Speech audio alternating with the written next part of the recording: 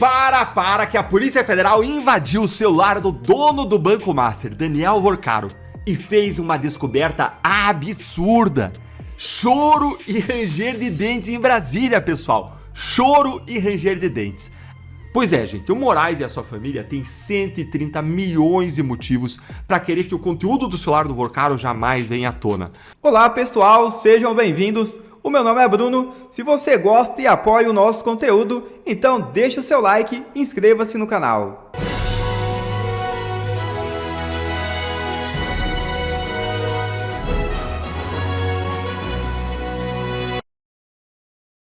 Tortura contra Bolsonaro pode causar prisão de Moraes.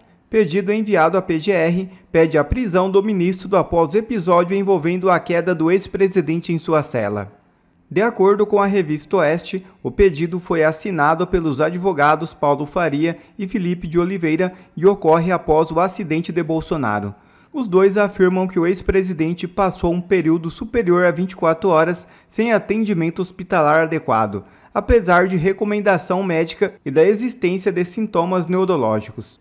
O pedido também aponta que, ao negar a ida de Bolsonaro ao hospital, o ministro do STF provocou sofrimento físico e psicológico relevante e violou direitos fundamentais à Lei de Execuções Penais e a normas nacionais e internacionais de proteção aos direitos humanos. Por isso, os advogados pedem prisão imediata em flagrante de Moraes por crime considerado inafiançável. E PL da anistia já tem apoio de 50 senadores, afirma Amin. Autor do projeto, o senador defende a nulidade do inquérito do 8 de janeiro no STF. O senador Espiridião Amin, ator do novo projeto de lei da anistia, disse que a proposta apresentada nesta quinta-feira já tem o apoio de 50 dos 81 integrantes do Senado Federal. Abre aspas. No Senado, posso dizer que o PL da anistia já tem apoio pelo menos para debate, individualmente ou por meio de seu representante e líder. Fecha aspas, disse a minha entrevista à CNN Brasil. O senador catarinense ainda afirmou que, independentemente do andamento do novo PL da anistia, os vetos do presidente Luiz Inácio Lula da Silva serão apreciados pelo Congresso Nacional. Bom, e nós seguimos com mais informações e notícias nesta sexta-feira, porque o senador Espiridião Amin, do Progressistas de Santa Catarina, protocolou um novo pedido de lei, projeto de lei, que propõe anistia aos envolvidos nos atos do 8 de janeiro.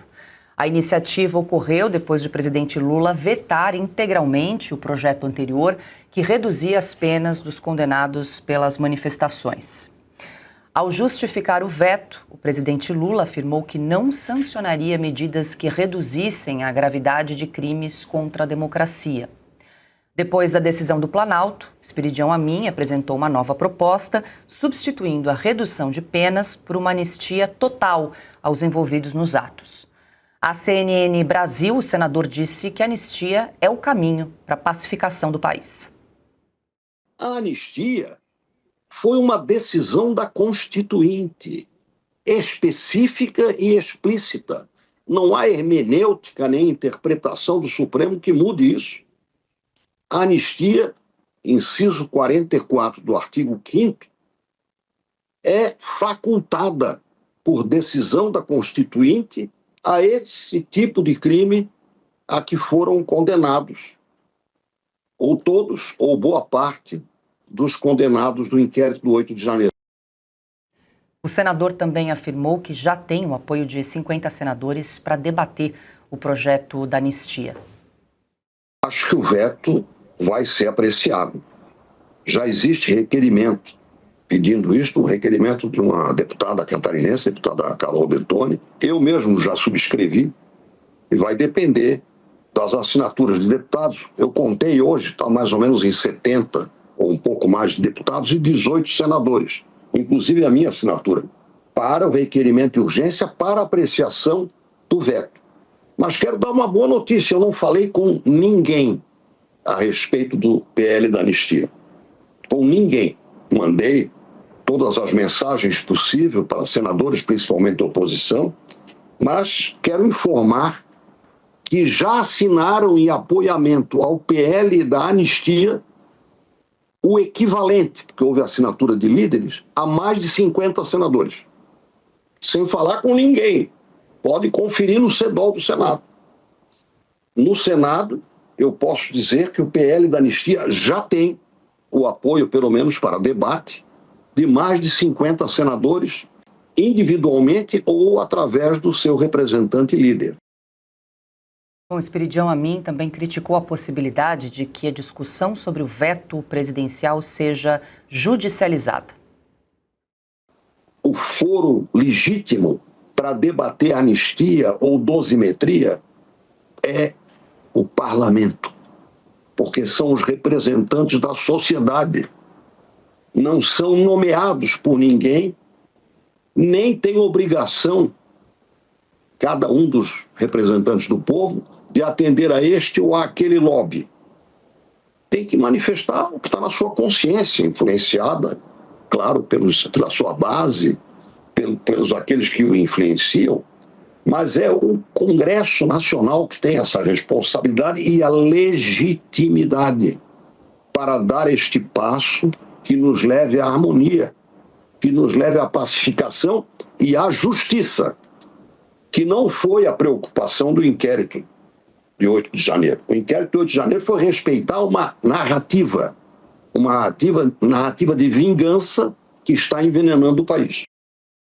Pois é, Alexandre, os representantes da sociedade, o Congresso aprovou o projeto de lei de redução de penas dos condenados pelo 8 de janeiro. Ontem, o presidente Lula, então, vetou integralmente, é uma prerrogativa presidencial, tudo indica que o Congresso vai derrubar esse veto na volta do recesso e agora surge essa iniciativa do senador Esperidião Amin, gostaria de ouvi-lo a respeito, né, de apresentar esse projeto de lei de anistia em paralelo aí com essa possibilidade de derrubada do veto presidencial em relação à redução das penas. Alexandre, como é que você vê esses dois projetos aí em paralelo nesse momento? Bom, em primeiro lugar, bastam os votos já dados para aprovar o projeto da dosimetria, a lei da dosimetria, que alterar as penas para ficarem menores, né? Que era um meio caminho. O passo seguinte seria, ou será, da anistia. Bastam esses votos na Câmara e no Senado para derrubar o veto do presidente. Ele marcou posição, ponderando certamente o ano eleitoral, e para ficar ao lado daqueles que dizem não à anistia. Interessante, ironicamente, são aqueles mesmos que aplaudem as lideranças que foram anistiadas. Eu lembro, praticamente participei de muita negociação de anistia em 79 e 80, né? E que pegou gente que botou bomba, que matou, que torturou, que assaltou, que sequestrou, né? Essas pessoas foram... se pôs uma pedra em cima, vamos esquecer o passado para construir o futuro, né? E tirar os antagonismos do presente. Isso foi naquela época, né? E a gente sabe muito bem todas as pessoas que foram anistiadas, inclusive a presidente Dilma, né? Que era do grupo que assaltou o banco em que eu estava trabalhando, em Viamão, Rio Grande do Sul, em 1970. Então... o que a gente está vendo aí, eu ouvi o Lewandowski, que deixou de ser ministro, dizendo que não é passível de anistia o ataque contra o Estado Democrático de Direito. Ele está pegando lá alguma coisa do crime inafiançável e imprescritível e sem fiança que está lá no artigo 5º da Constituição, mas ele está esquecendo que a anistia é uma decisão política, né? É principalmente política. O que a Constituição diz é que ficam de fora crimes hediondos, o terrorismo, né?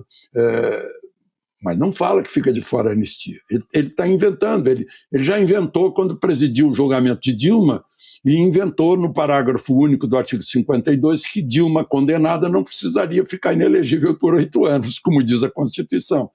E aí pega aquele ranço do Supremo que acha que é constituinte.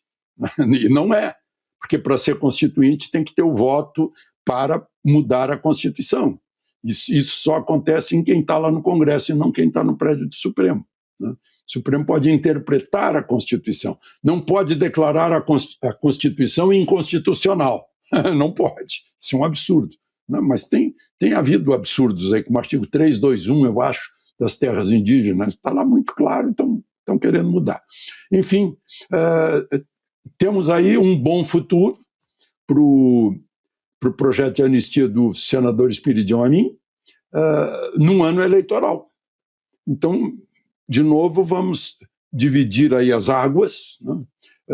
O que a gente viu pelo esclarecedor voto do ministro Fux, juiz de carreira experiente, que deu uma aula magistral aos outros da turma, mostrando o que realmente aconteceu, né? Com essas pessoas que foram condenadas. Tem um bocado de gente, eu acho que mais de 300 ou por aí, que foram condenados a apenas de 12 anos a 27 anos, que é um exagero que se tentava modificar com essa lei da dosimetria, que Lula vetou, e agora talvez o veto seja derrubado. Enfim, estamos à espera da volta desse pessoal aí das férias para trabalhar. Só quem ficou trabalhando foi o Supremo, né? Preocupado com master e essas coisas aí que o ativismo do Supremo acaba tirando até as férias deles. O Congresso só retorna no dia 2 de fevereiro, tem muito chão ainda pela frente, mais 3 semanas. Ana, também quero ouvir. Que a Polícia Federal invadiu o celular do dono do Banco Master, Daniel Vorcaro, e fez uma descoberta absurda. Choro e ranger de dentes em Brasília, pessoal. Choro e ranger de dentes. A Polícia Federal abriu o celular do Daniel Vorcaro e os segredos do banqueiro ostentação vão deixar de ser secretos logo, logo. E já estão até vindo à tona. E a Polícia Federal já descobriu indícios gravíssimos, já nessa primeira olhada no celular bomba do Vorcaro, que pode colocar ele de volta na prisão. A Polícia Federal encontrou elementos que indicam que ele é o mandante dos ataques ao Banco Central nas redes sociais. E mais, eu vou te mostrar como que o Moraes é a pessoa que mais tem medo do que o celular do Vorcaro vai revelar. Vamos então do início.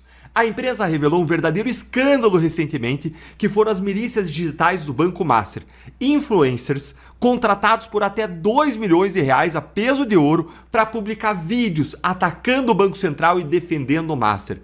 Isso junto com uma manobra do ministro do Centrão, do TCU, Jonathan de Jesus, a favor do Master. A Polícia Federal, que já tinha o celular do Vorcaro ali nas mãos e já estava trabalhando para acessá-lo, anunciou que abriu um inquérito para investigar essa milícia digital, já que isso poderia configurar um crime de obstrução da investigação e coação no curso do processo. Só que, agora, o celular do Vorcaro foi aberto e a Polícia Federal achou indícios de que essa estratégia foi orquestrada pelo próprio Daniel Vorcaro, o dono do Master. Dá uma olhadinha aqui comigo, ó. Olha aí. PF tem indícios do celular de Vorcaro de que ele ordenou ataques virtuais a influenciadores. E olha aqui o que diz a matéria. A Polícia Federal tem indícios de que o banqueiro Vorcaro foi quem ordenou diretamente as ações virtuais de influenciadores para defender o Master, atacar autoridades públicas e até mesmo criticar jornalistas. Na análise inicial que os investigadores estão realizando no telefone celular do banqueiro, apreendido em 17 de novembro, no momento da sua prisão na Operação Compliance Zero, foram encontrados diálogos dele ordenando a realização desse tipo de ação. De acordo com fontes que tiveram conhecimento do assunto, Vorcaro repassava essas ordens a auxiliares que não trabalhavam diretamente nos quadros do Master. Ele pedia a promoção de informações positivas sobre o Master e determinava ataques virtuais a pessoas públicas que, na sua avaliação, estavam atuando contra o seu banco. Gente, batom na cueca! Se as provas forem confirmadas, isso é suficiente para que a Polícia Federal e a PGR peçam que Vorcaro seja preso preventivamente de novo. Lembrando que ele só foi solto porque a defesa dele alegou que ele não iria fugir do Brasil quando ele estava entrando no jatinho, mas sim fazer uma reunião com possíveis compradores árabes do Master em Dubai. Algo que ele teria informado ao Banco Central antes da viagem. Gente, não apareceu até hoje quem seriam esses supostos compradores. E mais, se alguém vai comprar um banco, não é o vendedor que vai lá fora, é o comprador que vem aqui, faz um due diligence, coloca a gente para revirar o banco do avesso. Historinha para boi dormir. Só que agora piorou, porque agora a situação muda totalmente. Porque não se trata mais apenas do risco de fuga, mas se trata do investigado usando seus milhões de reais, ou seja, usando seu poder financeiro altíssimo, usando suas conexões poderosíssimas políticas como ministros do TCU para fazer um ataque coordenado às instituições e às investigações. A Polícia Federal ela pode pedir a prisão de forma autônoma e na Procuradoria-Geral da República isso vai depender do Paulo Gonet, que, por outro lado, é aliado do Moraes, uma das autoridades mais enroladas no escândalo do Banco Master. Antes de eu te mostrar por que o Moraes é um dos mais preocupados com o conteúdo do celular do Vorcaro, eu queria te agradecer profundamente por você deixar o seu like, o seu joinha, por você se inscrever no canal, por você ativar o sininho, por você indicar que você gosta do nosso tipo de conteúdo e por você fazer a nossa voz conjunta chegar assim mais longe. Mas mais do que isso, obrigado por você fazer parte dessa comunidade de pessoas que decidiram não desistir de lutar pelo Brasil. E agora vamos lá. Como todo mundo já sabe, a família do Moraes tinha um contrato com o Banco Master de quase 130 milhões de reais. Mas a imprensa revela agora que o motivo desse valor estratosférico é simplesmente, veja só, a criação de regras de compliance. Olha isso aqui, ó. O acordo financeiro chamou atenção pelo fato de o escritório do Moraes não ter qualquer relevância no meio jurídico e atuado para o Master em apenas uma causa simples de danos morais que acabou, aliás, perdendo. A versão agora é de que a firma da família do ministro Moraes, mulher e filhos, teria elaborado regras internas de compliance do Master. Ah, gente, ora as bolas, vamos e convenhamos. Isso só pode ser piada. Isso é ridículo. Isso é ridículo. 130 milhões de reais para elaborar regras de compliance que qualquer escritório faria por bem menos de R$1 milhão. Inclusive, gente, escritórios especializados em compliance, o que não é o caso do escritório da família Moraes. No mínimo, isso tá estranho. Isso tá errado, tá tudo errado, gente. Tá tudo errado. Falta quem tenha a coragem de levar uma investigação à frente. A imprensa ela também foi tentar saber do Banco Central se as conversas entre o Galípolo e o Moraes foram registradas e qual era o teor delas. Porque o Galípolo ele disse várias vezes na imprensa que o Banco Central sempre registrava tudo. Só que aí, olha aqui o que foi que aconteceu. Ó. Banco Central põe em sigilo comunicações com o Moraes sobre o caso Master. Por que Banco Central? Reuniões e comunicações foram registradas, disse presidente do Banco Central. Órgão negou o pedido via Lei de Acesso à Informação. Pois é, gente, o Moraes e a sua família têm 130 milhões de motivos para querer que o conteúdo do celular do Vorcaro jamais venha à tona.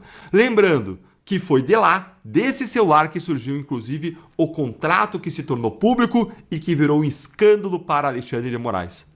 Considerando tudo isso, dá para acreditar que a PGR vai investigar isso a fundo e vai pedir a prisão preventiva do Vorcaro? Esse homem-bomba vai voltar para a prisão para cogitar uma delação? O que você acha, hein? Conta aí para mim a sua opinião nos comentários.